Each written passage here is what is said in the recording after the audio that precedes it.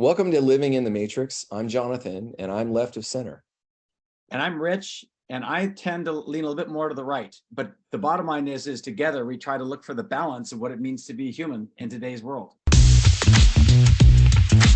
My partner, my co-host Rich, is actually in Spain right now on the Camino to Santiago, so he's not going to be joining us. But I have been so looking forward to this because I follow your content. And I am in the beginning process of learning about unified field and quantum theory. And you have been someone that I've been following and learning from. And what I wanted to do in this conversation is really just unpack your journey of how you got to where you are and some of the important things that you've learned, because the idea of a unified field is so new. I don't think most people really know about it, but you are way ahead of the curve. So why don't you begin by telling me, how did you really discover what you know, and maybe give a little bit of an intro to your journey? Yeah, sure. I mean, it was a bit of a strange journey, to put it another way. I was up from the age of 16 to 28. I was in the Royal Navy, so I had a military career. So I was very much focused on me and what I wanted to become, because we all want to fit in society and do what society expects, and we have to, do well and be successful. I then left there. I was pretty much broke in every sense of the word, financially, spiritually, motivationally. But I did a few things. Ended up getting a very good job with Apple computers, got into sales, did very well there. And then I bought a business, a little gymnasium type business. I lost a lot of money there. And I got to a point where my life had been a series of roller coasters. I did well, lost it, did well, lost it. And I was £80,000 in debt. We were about to have the house repossessed, so make my family homeless, and I think that was the lowest point in my life. So being an old school man with old school thinking, I thought, I'm not a man here, let's just finish this. I had a tree in the back garden. I was going to actually commit suicide. I was going to hang myself from the tree. And someone gave me a set of tapes, audio tapes, and it was Tony Robbins, Awaken the Giant Within. I remember it. Now, I'd never heard anything like this before, but I had nothing to bargain with and nowhere to go. So I put the earphones in, started listening to them. And it was just some of the things that Tony Robbins said. I thought, well, if it works, I'll give it on the personal development sort of route. And it worked. And within probably 2 or 3 years, or maybe 18 months, we paid off all the debt. We got out of debt, and things kept coming to me. I kept asking for things, and things kept happening. And I thought, well, this is pretty good, because if you ask for stuff and it happens, I'll ask for more of it. So I started to visualize the house I wanted to live in. I started to visualize the car I wanted to drive. I started to visualize the amount of money I wanted to earn, and it happened. And I wasn't sure how this was working. So as I was progressing on that route, and my route at the time was very much about, let's be successful, because everyone needs to be successful. You have to have a place in society. And that was working.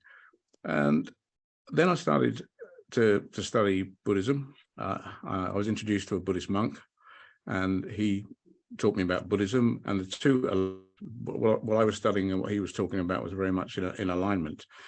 And the reason I got introduced to the Buddhist monk was I had a bad temper, because the way I was treated in the Navy in the end was very bad, and I left with a grudge. So I had an anger management problem, and a friend of mine said, look, I need to sort this for you. So he introduced me to a Buddhist monk, and it's a brilliant story in itself, but we'll do that one another day. But he was my start on the journey into sort of looking at the spiritual side of things. And and when I first met him, he started to speak to me about quantum mechanics and quantum physics. He didn't talk to me about Buddhist principles at all. Right. And he said, but the two are aligned. And I thought, well, this is pretty cool. I like this. And then I started a training company. and we had a lot of people come to train with us, a lot of ex-forces guys and girls, because I'm ex-forces. And it surprised me how many people were suffering with anxiety and depression, and they had no confidence in themselves. So that took me off on a route, and I became a cognitive hypnotherapist. I studied NLP and EFT, all to help these people do stuff. And that branched me off then deeper into the studying of how the mind and body works. And that was a fascinating journey in itself. So I just came up with a name called quantum thinking. I just made it up. And I thought, well, I'll call it that because that's what I think it is.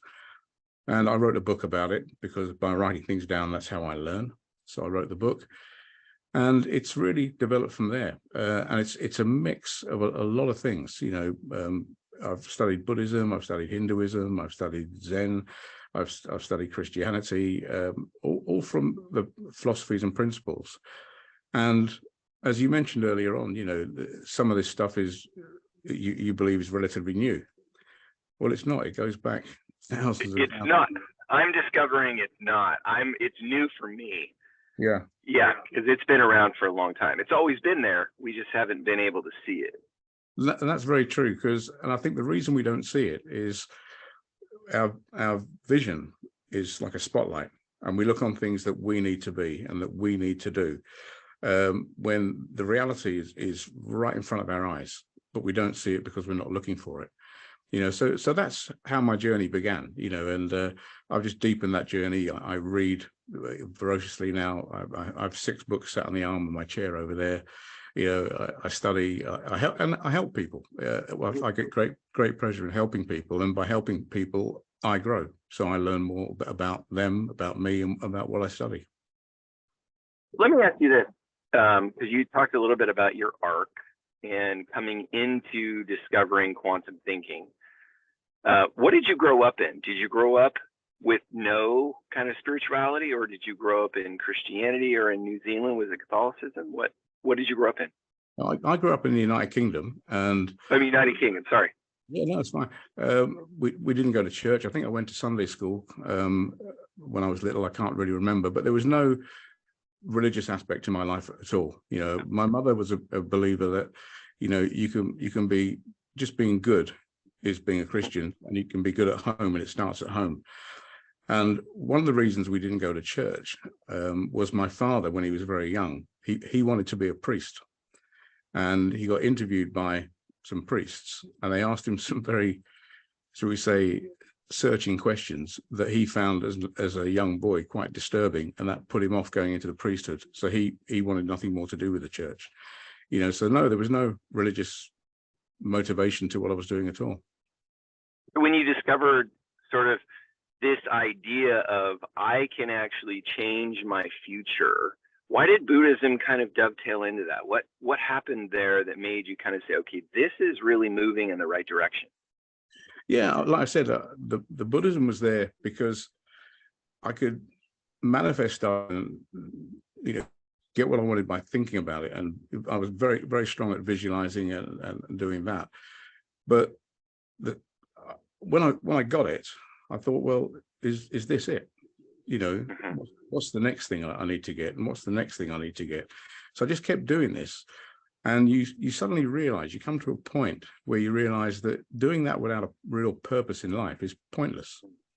And it's like now, when I took early retirement at the end of last year, my wife and I decided to do that, and we gave the business away.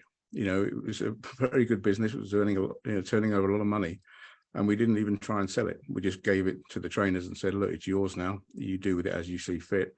And you get to this point where wanting stuff becomes less important. So you start to get away, and you start wanting for less.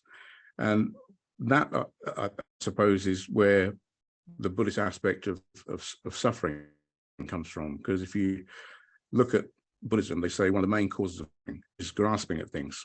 It's holding on to things, not wanting to let go of things, wanting more material things in your life. So you're always clambering for the next thing. And it is quite liberating when you let things go. When you discovered that you had this capacity to manifest, and it worked over and over and over, there's a natural progression of wanting to get more stuff. At what point did the stuff stop losing its value in terms of what you were after? Because it sounds like you kind of had that hill and you climbed over and realized, hey, it's not just about the stuff. Is that what happened? Yeah, it is. You know, it's, and I think, I mean, Jim Carrey actually made a point about this on one of his videos. He said that everyone should achieve success. They should all be successful in whatever they want to be successful in, because once you become successful, you realize it's not about success. And he's, because you can't take it, you know, there's no pockets in shrouds. You can't take it into your grave with you. So, you know, how many shirts do you need to wear? You know, you only wear one shirt at a time. So I think that I was going to say I got bored of it. That's not true. You get to the point where you think, well, if I really want that, I can have it. You know, but you start asking the question, how does this work? I still know how it worked. I just knew if I did it, I'd get it. I didn't know how it worked. And that got me into thinking about the metaphysical side of things. And that linked with the Buddhism, studying the quantum mechanics and the other scriptures I was reading, takes you to a point where you realize that there's no point of separation between any one of us and everyone else on this planet. There's no point of separation between any of us and anything in the cosmos. We're absolutely connected. And therefore, if there's no separation, then everything that did exist, exists now, and is going to exist, is already there. All the possibilities exist in the present moment. So it's about using that for good. You know, I mean, how many new cars? You know, I mean, I suppose what I did when I was younger, you know, you want a new car, go think of getting a new car. Now, it doesn't have, you know, I must make this point clear. I get a lot of questions about this from people. They say, well, if I think about having $1 million or £1 million, or is it going to appear in my bank account? No, it's absolutely not going to happen like that. You know, it doesn't work that way. What will happen is the focus of your mind will change. If you want to change anything, you have to start with yourself. And when the focus of your mind changes, you'll start to see opportunities that will take you towards your ability to create that $1 million or £1 million. But there's still effort. And the universe will bring it to you. It just, you won't know when, you won't know how, because in the fifth dimension, time doesn't exist. Time is something we use here as a measuring tool, so it doesn't understand time. But it will come to you. You just don't know by what route. And sometimes people want stuff, but what they want is not what they need. And the universe is greater than all of us, although we are. So therefore, we are as great as the universe.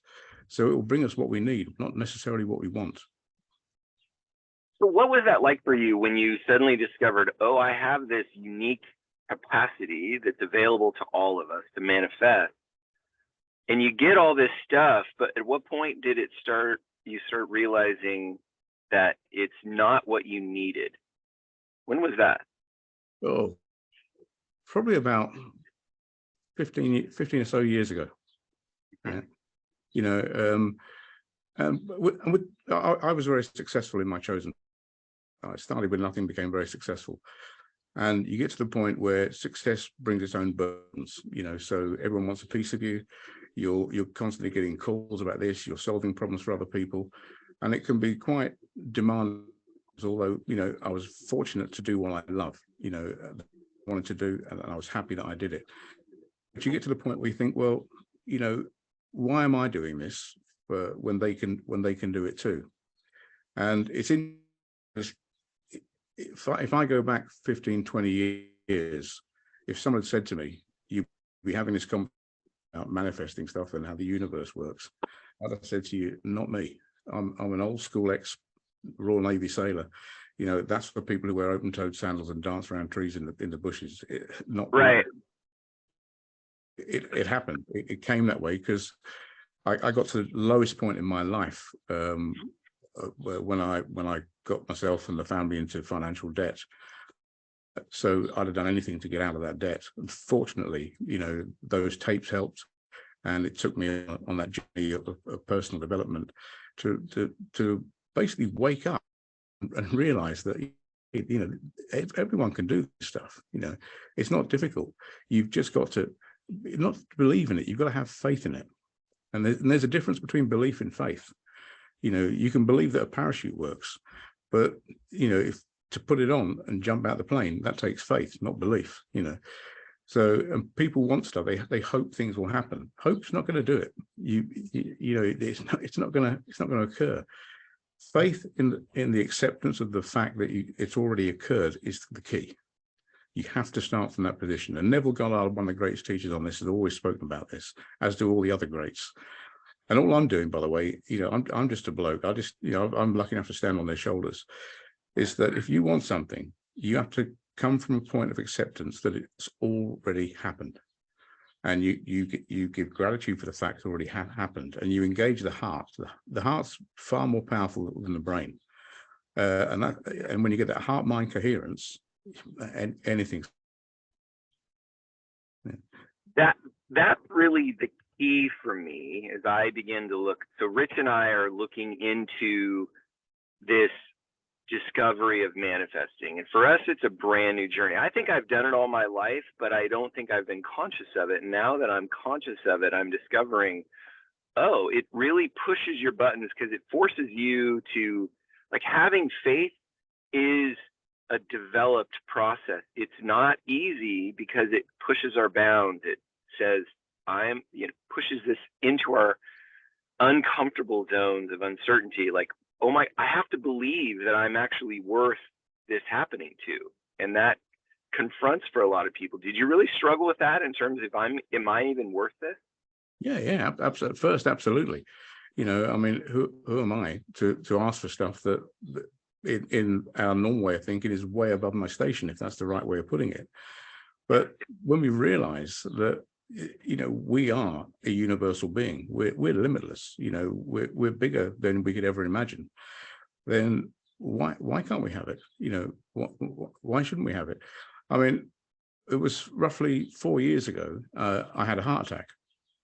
And that was an interesting time, because I had it 200 miles away from home. I was away teaching, and I drove home. Instead of going to the hospital, I drove home. A, because I'm stupid, but B, I thought, well, if I'm going to die, I'll die at home. But it was a really strange thing, but because all this studying, I was just completely calm with it. I was not stressed at all. And went to the doctors, had all the tests, etc., etc. And I'm writing this prescription, this long with pills. And I said, why the big list? And he said, well, these 4 are what you need. That's to heal the heart attack. All the others for the side effects that these 4 will give you. And I said, I'm not taking them. He said, why? I said, I don't need them. He said, you'll be very sick. I said, I won't. And he said, I've been a doctor. He said, I'm one of the top heart surgeons in this country. I've been a doctor for many, many years, Mr. Dawes. If you don't take these, you will suffer. I said, I won't. I said, keep your negative hypnosis to yourself. I'll be fine. And this March, I went back for a checkup, and I've been doing a lot of work on my heart. I've been doing specific meditations to heal the heart and everything. And the heart surgeon said, we had to send your test results back 3 times. I said, why? He said, there's no scar tissue on your heart. I said, okay. He said, no, it's not okay. He said, if you've had a heart attack, it leaves scar residue. I said, okay. Right. He said, you haven't got any. I said, great. He went, but how? So I said, well, I believe my heart would heal. He said, you can't just believe it. I said, no, I had complete faith it would heal. I said, and I started healing it from the moment I had the heart attack. And he said, and I would have said the same as him. He said, it's not possible. I said, well, you explain it then. I said, because it's done, And I'm not saying this to try and say that I have this innate capacity and I can heal all this. I'm not saying it for that reason. It's just the fact I'm a basic guy, and I keep saying this. I'm just a basic guy, and if I can do that, anyone can do it. I've had a friend of mine heal himself from cancer. I've had another friend of mine who had a bleed on the brain and a stroke. He's healed himself from both. He's running triathlons now, and we're all just normal guys, and there's people out there can do this stuff. you talked about, you kind of described it in the perfect way for me, is you called it negative self-hypnosis. Unpack that, what you mean by that, because I think that is really at the core, is there's this internal dialogue that we're not worth it, we're not worth healing, this is just the way life is. You tapped in on the other side and said, no, we are worth it, we do have this capacity, and I'm going to do it. Unpack that self-hypnosis idea a little bit. Well, it's interesting because, like I said before, I'm a cognitive hypnotherapist, and hypnosis is all about the power of suggestion. And if someone's in a position of authority, it makes suggestion very easy. Because if you've got a white coat and you're a doctor, and that doctor gives you a prognosis, you'll believe that doctor, whether the prognosis is good or bad. That's a suggestion.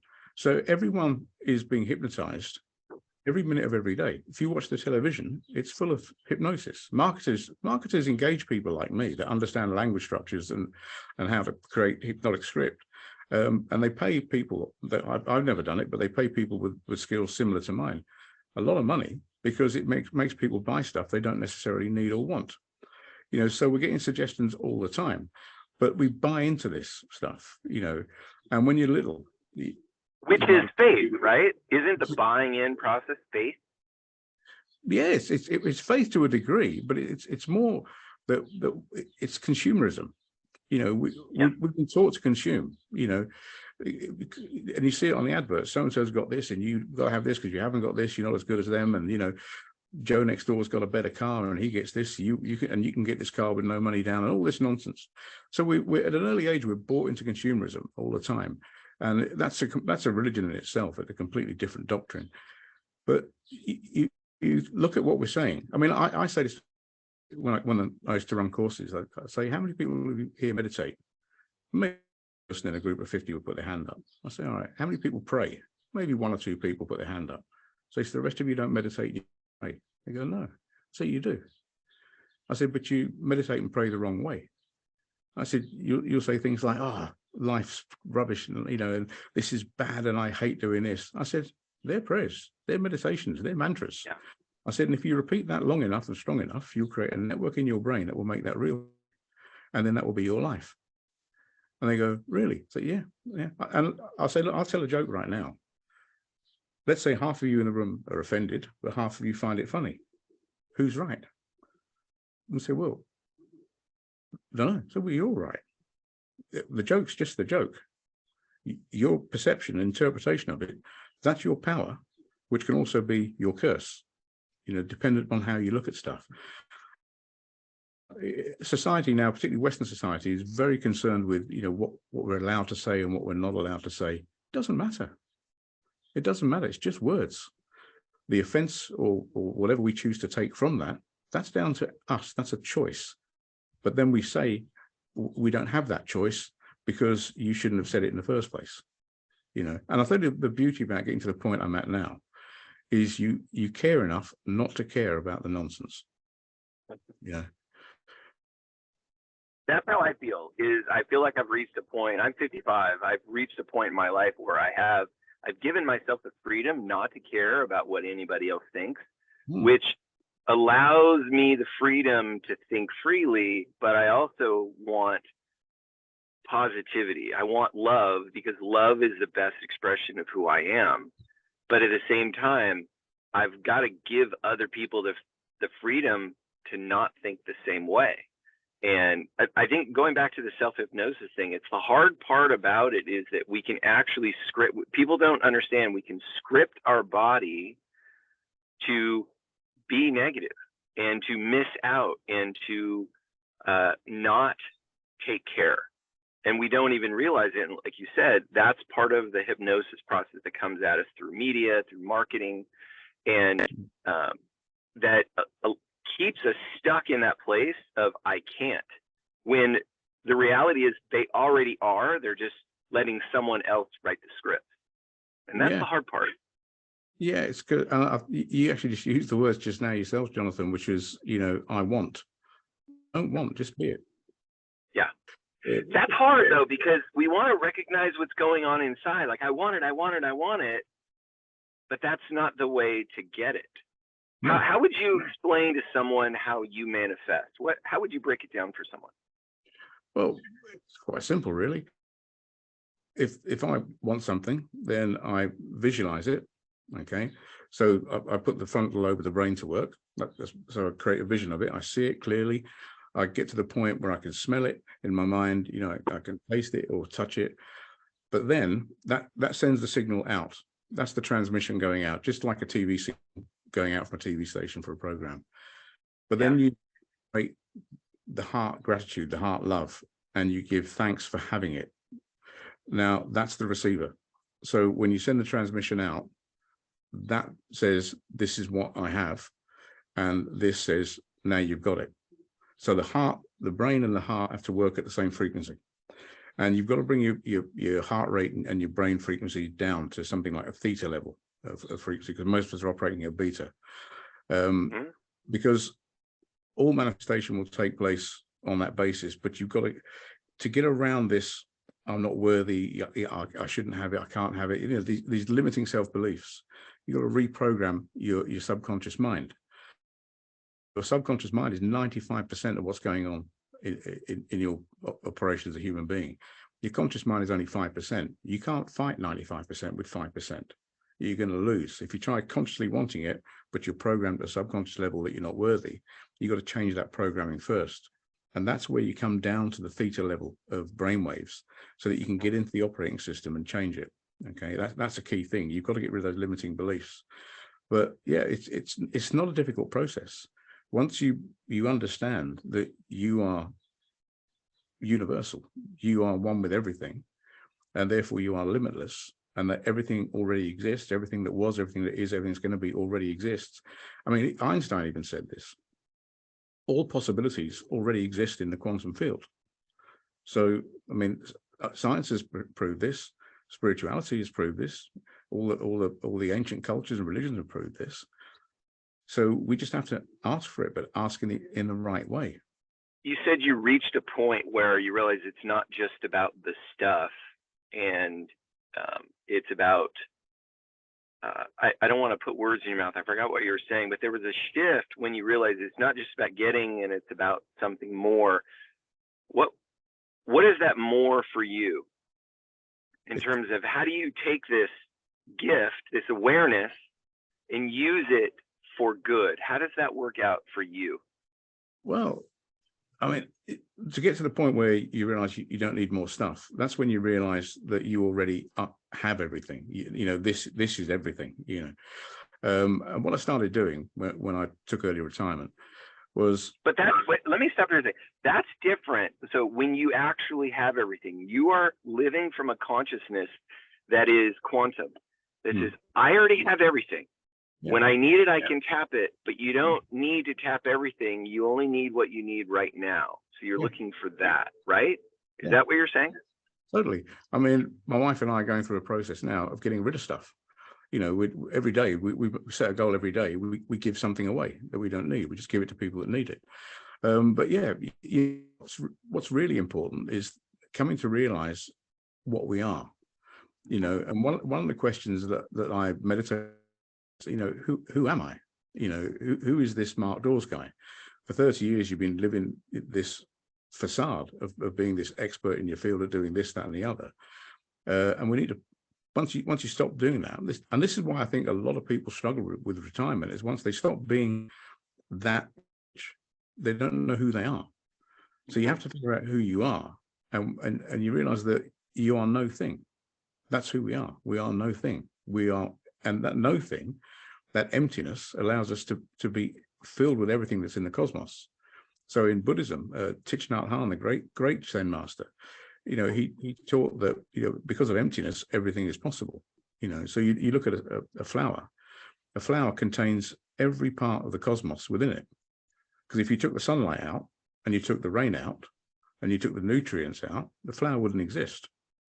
You know, if you took the person out that planted the seed, or the bird that dropped the seed, flower wouldn't exist. So everything interacts and interis with everything else. And when you realize that, that realization is so liberating that you realize, well, do I need a new laptop?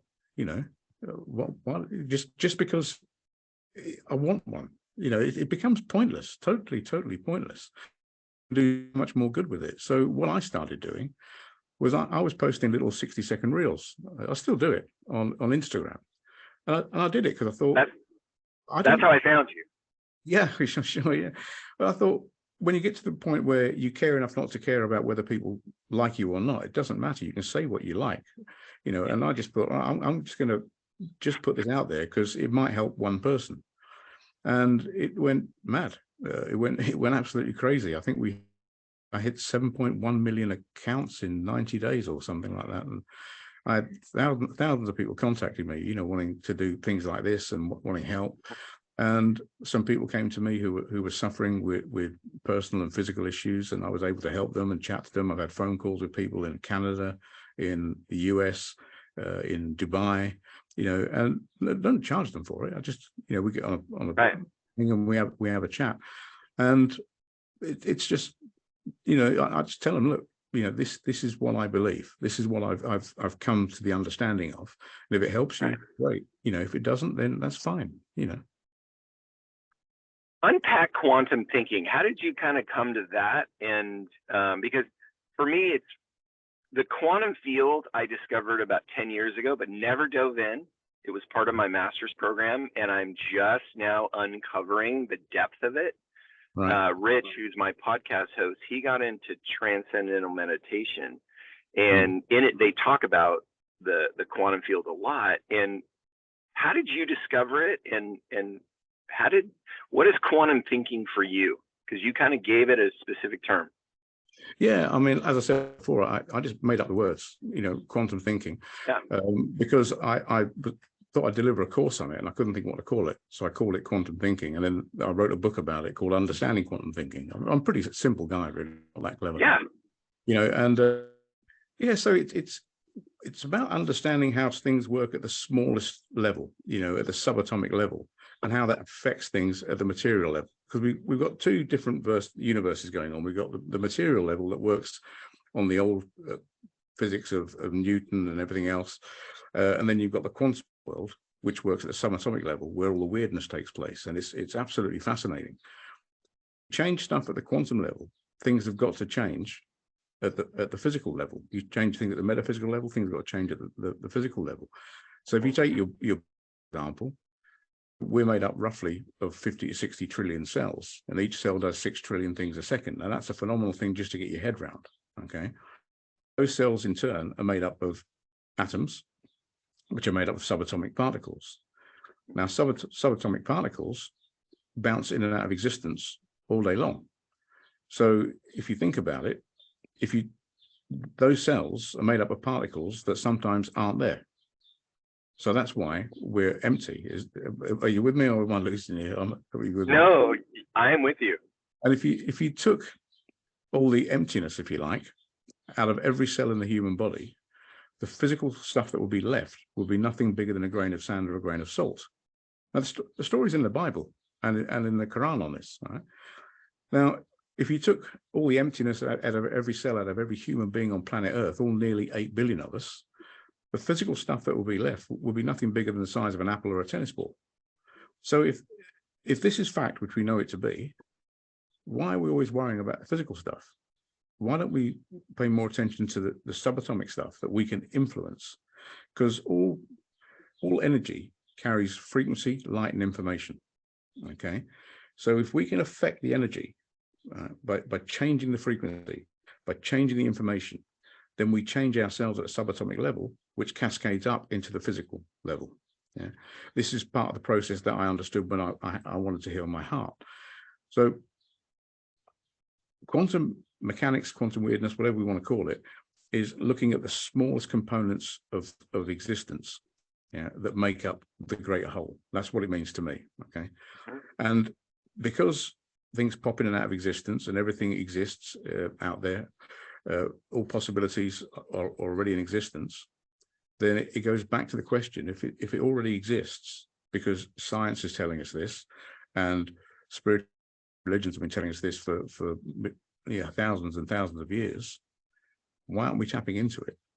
You know, why aren't more people tapping into it?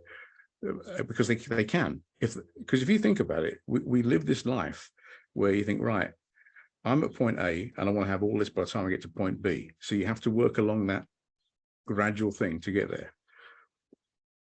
And then some people never reach that. So all along the way, they're looking for the end goal, but missing all the beauty in between. If you live in the present moment, every step of that journey is precious because you'll never get it back. Okay. And what it's taught me about life and death has been liberating. You know, I know one day this is going to go. You know, I'm not going to be here. It could be tomorrow. I don't know. Yeah. But because of my understanding of the way energy moves, you know, it can't be created, can't be destroyed, can only be transformed, then my energy will transform. So I'm not going anywhere in terms of dying. I'm just transforming into everything else, and I will continue on. I'll continue on in my children. I'll continue on in other human beings on the planet. And right now, when we breathe, every breath we take, we ingest atoms.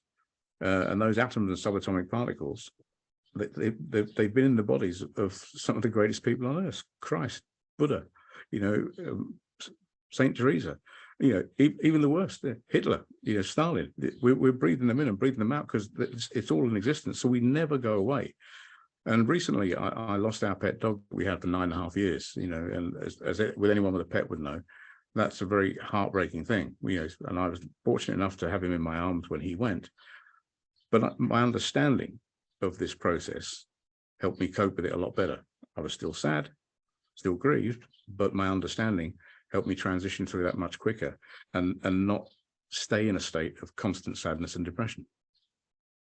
So we actually called this podcast Living in the Matrix because we believe we're living in a simulation.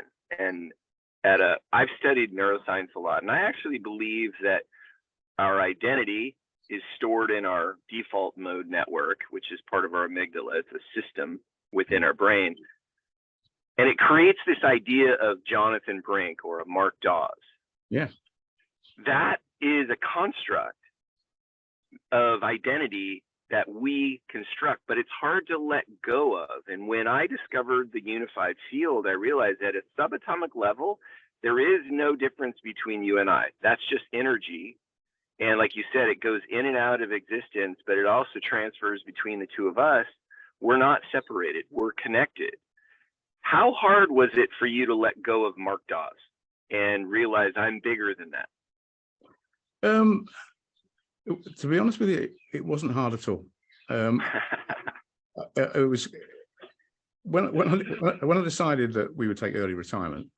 I worked for 2 years, you know, figuring out, you know, what I'm going to do, and working on the spirituality side of things, and I'm going into the quantum mechanics deeper to prepare myself for the fact that the Mark Dawes that isn't going to be around anymore. I'm not going to be this guy that runs a business, this guy that's doing stuff in court and everything else.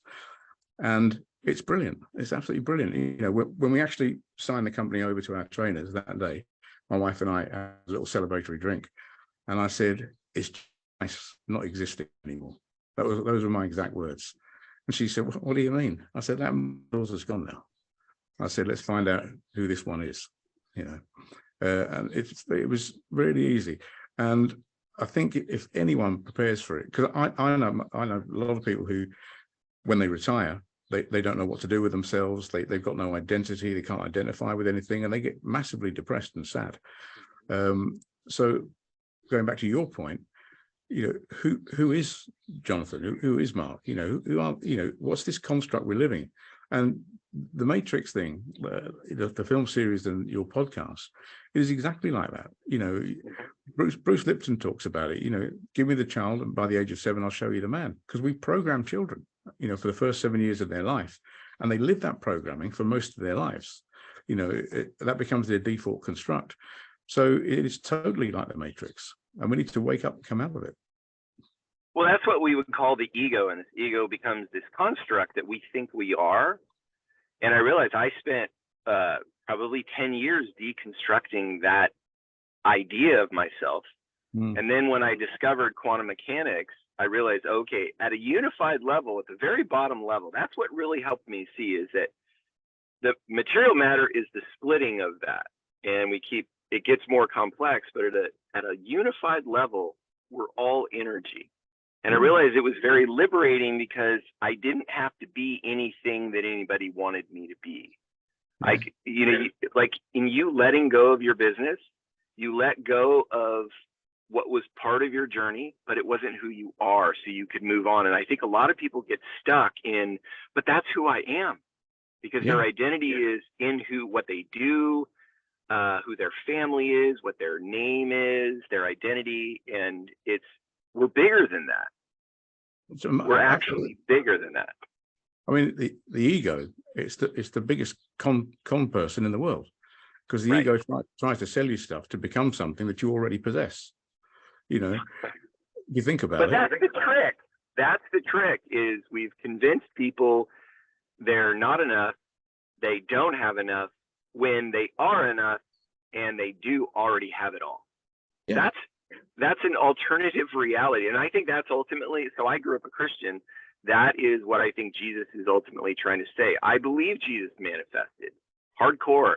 He changed the weather. He changed other people's bodies. He changed their capacity to have faith. And I think ultimately we're all looking for that freedom to be able to manage our own lives, to have self-control.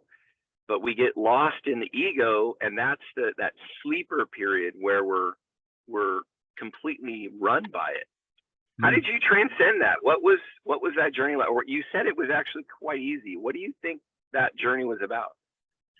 Well, as I said, my journey started a long time ago. So when I say it was quite easy at the end when I made the decision, because I'd built up to it over a period of time.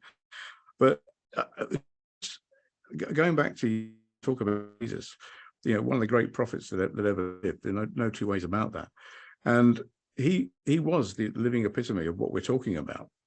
He could manifest things. Absolutely no two ways about it.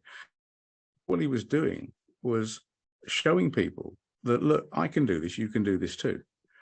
Because if you look at the disciples he chose, he didn't choose religious scholars, he didn't choose educated people. He chose people who were, in the eyes of the religious people, sinners, and outcasts. He chose them because he said, look, I've come to basically save you, and I'm going to save you by showing you what you can do, and then you go and help others to do the same thing. And I think it's a tremendous story. But it was interesting. I was in the States a few years ago, and I went to visit a church, and as I walked in the door, this guy said, "Oh, you're from the UK?" I said, "I am." He said, "Before you come in, can I ask you a question?" I said, "Sure." He said, "Do you accept the Lord Jesus Christ as your Lord and Savior?" I went, "What if I don't?" He said, "What?" I said, "Well, what if I don't?" He said, "Well, why wouldn't you?" I said, "Jesus wouldn't have minded." I said, "He'll let me in." And he got totally confused. And he said, I said, "Well, can I come in or not?" And he went, "Yeah." And he let me in, but he wouldn't leave my side. He stayed with me all through the service. And at the end of it, he was outside the church talking to me. And he said, I don't understand why you said that. And I said, "Well, if you understand why Jesus was here, you'd understand why I said it." And I think that was a story, but it's an example of how people, even in religion, get stuck in one mode, in one vehicle of what it must be. When, Thich Nhat Hanh spoke about Buddha and Christ, in the same sentences, because they're both such influential and important people, and they could do things that the average human being couldn't do or couldn't realize. I believe they were teaching us that we have the capacity to do this stuff. If we can, as I said, I'm just a guy. If I can heal my heart, and my friend can heal his cancer, and my other friend can heal himself from a brain hemorrhage and a stroke, and I've heard so many stories of people doing this, then you have godlike powers, because you're one and the same with God in the universe. God might be another name for the universe, but we're one and the same. So why can't people express this? And I think the fact that even in churches, sadly, that people are, I won't say put down, but there's an element of control. If you're good, you'll go to heaven. If you're bad, you'll go to hell. And you need to do this, and you got to go and pay this price, and so many Hail Marys and all this sort of stuff. When they, that's always been an interesting question for me. But I think that we all have the power to manifest. We all have the power to heal. people need to tap into it because it's there right in front of our eyes, and it's within us and it's outside of us. We're living in a duality that doesn't exist. You know, when information comes in through our eyes, it goes through the brain to various junction boxes, and when it is presented as then what we see, 80% more information is added by the brain. So what we're seeing is 80% a construct anyway. Yeah. And what people don't realize is we're generating light and pushing it. We have, I think it's 7 or 10 million light receptors on the eye, and we have 10 times that in light generators at the other end of the optic nerve in the brain. So we're kicking out more light than we're letting in. So people have asked for years, why are we throwing light out there? Well, you're throwing light out there because that helps you create the reality that you're generating and constructing inside your head so that you can live it every day. I don't like my reality. Change it. What's next for Mark Dawes? Like, what you've discovered this capacity, you've let go of your business. What is next for you? Like, where does this journey take you next? Got no idea. Honestly. but there's a freedom in that for you. Yeah. What does that feel like? Oh, it's fantastic. I mean, the other day, someone who I hadn't seen for years sent me a message, and they said, "Look, we're going to be in your area in a week or two's time. Can we meet up? I'd like to see you again." I said, "Yeah, I'd love to see you." He said, "Where shall we meet?" I said, "I don't know." He said, "What time?" I said, "I don't know. Whenever you like." He said, "No, I need to plan it in the diary. This is just a meetup." And I went, "Well, look, when you get here, give me a ring and I'll meet you." I don't even do that now. I want to actually jump into a subject because you brought it up, and that is the idea of convergence, because that changed things for me when I understood that concept of it's because I'm a very intellectual person. I've realized over a lot of my work over this last year that I spent most of my time developing my mind and missed out on my heart. I was always secretly developing my heart, but I was never consciously bringing them together. Explain for our listeners what you see as convergence, because I think that's what changed everything for me. Once I got it, manifesting became much easier. It became something much more real. Unpack that for us. Yeah, I mean, we talk about mind and heart codes. They've got to be working together, particularly for manifest. So that if your mind is thinking about something and your heart is generating a state of fear, it's not going to happen. They're not in coherence. Yeah. So if you're thinking, you know, I want to have this job, or I want to be able to do this, or not worry about this, but your subconscious mind is going, well, actually, you know, you're going to worry about it and you're probably not going to get it, and all the negative stuff, then your heart kicks out a negative energy because it's got massive circuitry in it. So we first need to understand that we are a limitless soul, yeah, with universal possibilities, and that we can have and do and be anything we want to be. And it all starts with the way we choose to think. But then we must have a deep sense of gratitude and love for that, because as you said before, love is the most powerful of all the emotions. And when we do that, the heart actually opens up and it gets larger. And for me, what I do is I visualize my heart turning white and opening up and white light coming out of it. And that's how I see that happening. And then whatever it is I want being drawn towards me and the light. So in the simplest of terms, that I just mentioned about the light generators, when I'm thinking about what I want, I'm out thinking, right, that's what I want, but working from the basis that I already have it. And then the heart generates the gratitude and the love and the thank you for actually having it already. Now, it doesn't mean it's just going to magically pop up there and then, but I let the universe decide that. I don't push it, you know, because if you're trying to say, well, I want it now, I want it now, I want it now, then you're creating resistance. And if you're thinking, I want it now, I want it now, I want it now, the underlying thought is, why isn't it here? Why isn't it here? Why isn't it here? So you're just creating more resistance. So the heart goes, I'm fed up with that. You know, why am I putting all this effort into something when you don't even believe it's going to happen? You know, so you've got to come from this point that it already exists. You already have it in your possession, even if it is only a mental image of it, with a heart coherence working in the same frequency range. Does that answer your question? Yeah, because it's almost like faith is created by the letting go, and it's not the what, it's the when. Because faith puts us in a space of, okay, if all possibilities are real, I want to grab the one that's most consistent with what's resonating, but I've got to let go of when it unfolds. Yeah. And most people, I think, don't like to let go of the when. They want it now. And I think that's, from a psychological standpoint, that's just immaturity. So maturity is the capacity to delay gratification. And faith is really a process of developing a maturity to say, okay, let's be in partnership with this, and when you discover, oh, I can actually manifest. If I let go of the when, then I can do it more. But I think most people get stuck on that first one. It's like, well, it didn't happen now, so I'm not going to believe anymore. And that letting go becomes the hard part because the ego doesn't want to let go of now. Yeah, I mean, I was fortunate enough during my career to coach a Paralympic athlete who won gold at London and Beijing.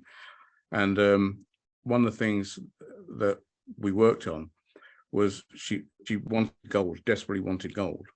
So we had to visualize her receiving the medal, her heart giving thanks for receiving it, but then I said, on the day, let it go. When you walk out there, you've already asked for it, you've already given thanks for it, let it go. And that letting go is the most important part. And if to grab the nearest thing and bring it towards us, it's the equivalent of driving a car with one foot on the accelerator and one on the brake. Something's going to burn out. It's not going to go anywhere to start with. You're just wasting time and energy. So we have to let go, and letting go is in itself a very liberating thing, because we know it's there. Quantum physics has proved this theory. All the spiritual books, the teachings of Jesus, the teachings of the Buddha, they've all talked about this for millennia. I mean, the Hindus have been talking about this for 4,000 years, So we know that there's truth in this. And I mean, I'll tell you a funny story. When I was in debt and I started practicing this stuff, I didn't want my wife to know. So I used to lock myself in a toilet, and I used to write down my affirmations in a book, and I would stick pictures of what I wanted in this book, and I would look at this book daily. And I'm convinced for a year, my wife must have thought I had a dicky tummy, but I would do this. And I had a picture of a black Range Rover that I wanted to buy brand new, a picture of a living room with an open fire and oak beams running across the ceiling.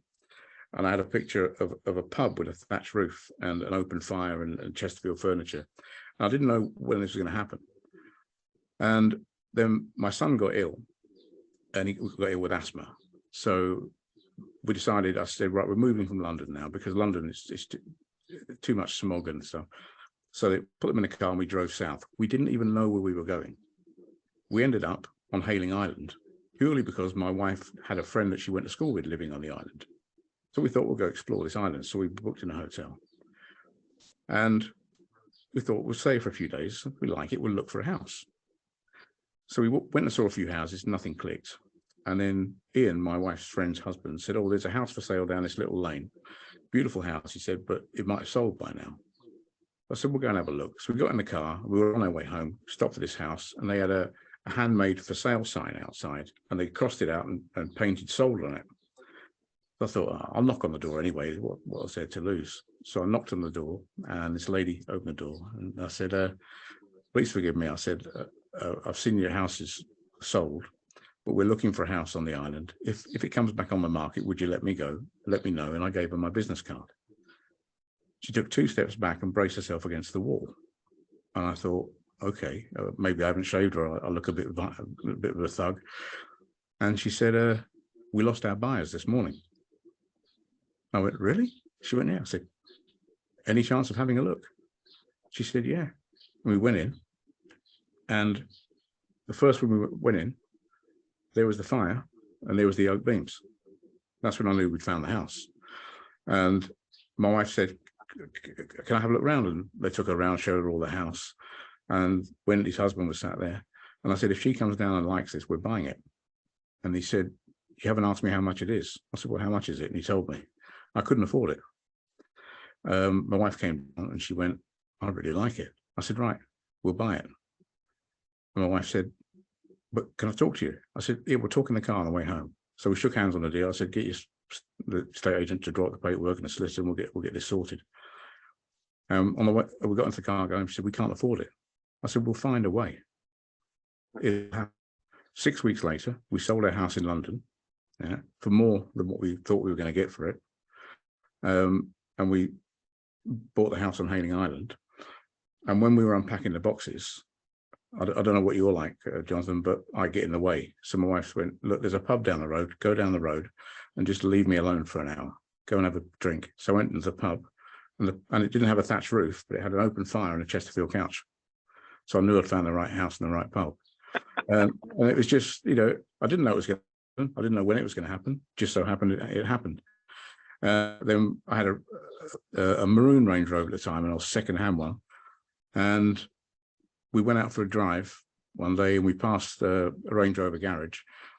And I went in, and they had a black Range Rover there, brand new one. I thought, I like that. So I asked them how much it was.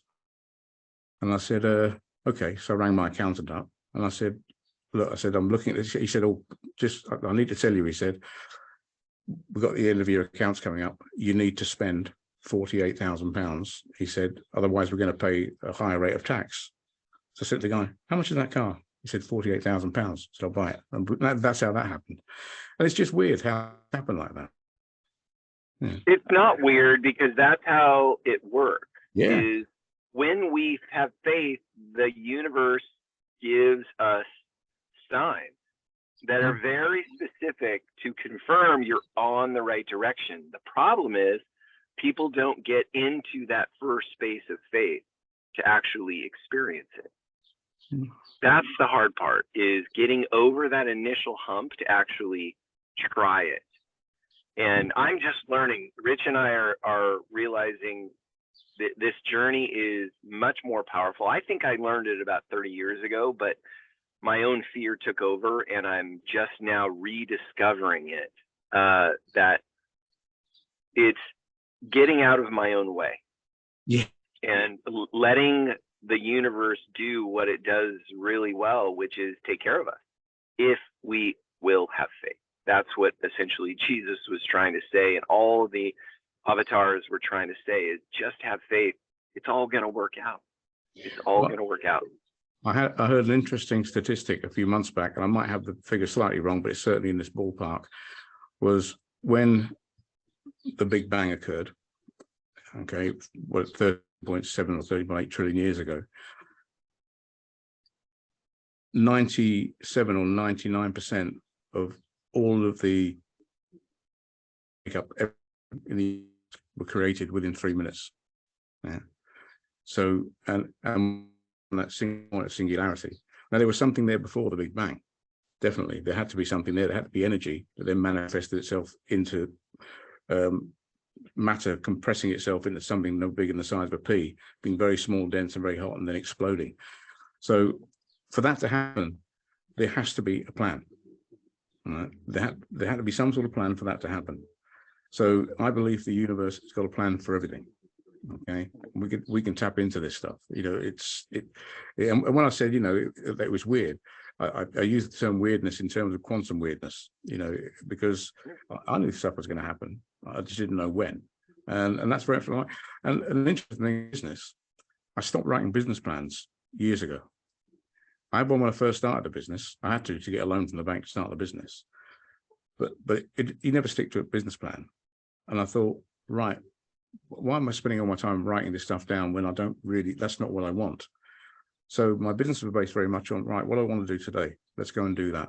And that's it. We built on doing that, on that basis. And so the quantum stuff, this whole aspect has been a big part of my life for a long time. Although in the early days, I didn't know how it was happening or why it was happening. I just knew it would happen. And I think that was good, actually, because if I just knew it would happen, I had faith that it was going to happen, totally unwaverable faith. And that's now moved on to where I am today. Mark, this has been an absolutely fascinating conversation, and I really appreciate you joining us. To all of our listeners, Mark, how can people find you? They can email me, markdawesqt@gmail.com. I don't even have a corporate email address anymore. I've done away with it. There you go. They can hook up with me on Mark Dawes QT.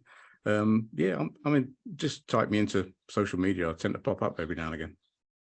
And to my listeners, if you look at my profile, you can find Mark. He's his reels are absolutely fantastic if you want to understand quantum thinking, because I've found Mark to be one of the smartest guys who gets it, who really gets this. It's very simple. It's not hard. But this idea will absolutely change your life and it's very consistent with how all the great avatars are wanting us to live, which is in faith. Mark, thank you for joining us. It's been an absolute pleasure. And to all of our listeners, much love. Thank you.